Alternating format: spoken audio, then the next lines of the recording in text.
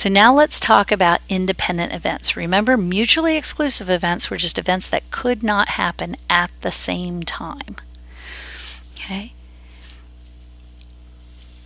Independent events are a little bit different than that. We say that two events are independent if the probability that one occurs is not affected by the other occurring. Knowledge of whether the other event has occurred. Okay, suppose you purchase a desktop computer system with a separate monitor and a keyboard. There are two possible events. Event 1 is that the monitor needs service while under warranty, and event 2, the keyboard needs service while under warranty. Are these mutually exclusive? What do you think? Mutually exclusive means that they could not happen at the same time. Could these events happen at the same time? Heck yeah. I could have a computer where I had to take the monitor in and get it serviced when it was under warranty, and then, 2 weeks later, I had to take the keyboard in and get service done on it. So they are not mutually exclusive.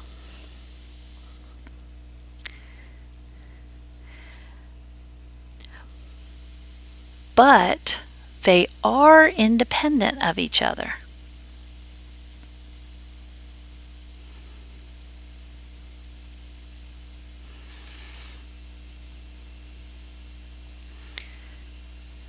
Okay?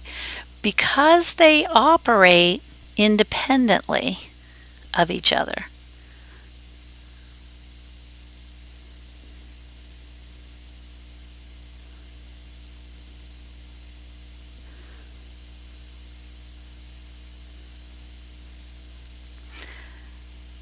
Servicing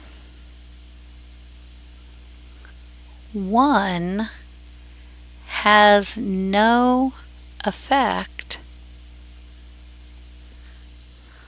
on the need to have the other serviced.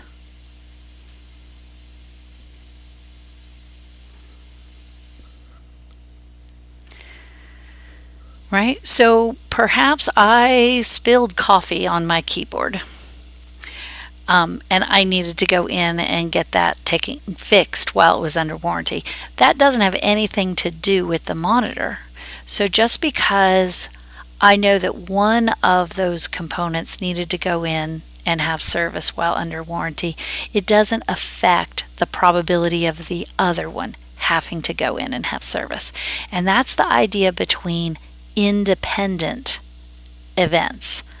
So independent events are not the same as mutually exclusive. Okay, and you need to keep that in mind. So if two events are not independent, then we would say that they are dependent if knowing that one event has occurred changes the probability that the other event occurs. Okay. So suppose we consider a university's course registration process. How many people found it simple to register for this course?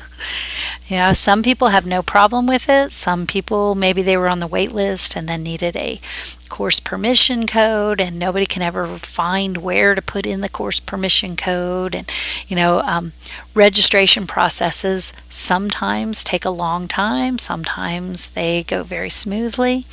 So suppose we have a particular university's course registration process. It divides students into 12 priority groups.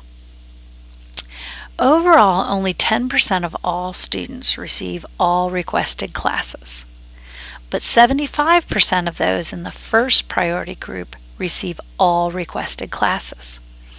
So you would say that the probability that a randomly selected student at this university receives all the requested classes is 10%, right? Because it says overall only 10% of the students are able to get all the classes that they want. But if then I told you, oh, wait a minute, the student that we selected, was in that first priority group, then would you change your mind about how likely it is that that particular student would be able to get all of his or her requested courses?